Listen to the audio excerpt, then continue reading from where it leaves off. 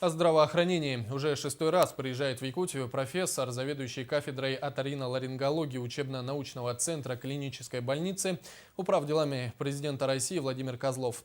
Вчера он провел 2 операции в носовой полости и сегодня проведет 3 по восстановлению гортани дыхательных путей с помощью высокотехнологических методов.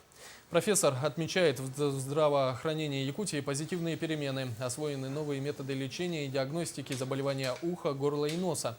Местные хирурги уже применяют оптическую систему, эндоскопы, микроскопы. Также сегодня развивается новое направление в хирургии – использование телемедицинского робота, с помощью которого в онлайн-режиме можно наблюдать за ходом операций. Специально на мастер-классы Владимира Козлова приехали лор-врачи из центральных районных больниц. Вчера мы оперировали под микроскопом, оперировали такие проблемы, как, допустим, деформация перегородки носа. А сегодня мы будем оперировать пациентов с заболеваниями гортани, то есть у одной пациентки имеется полипозное перерождение голосовых складок, она в течение многих лет не может говорить. То есть вот цель такая, то есть как бы новое направление в хирургии мы здесь потихонечку открываем.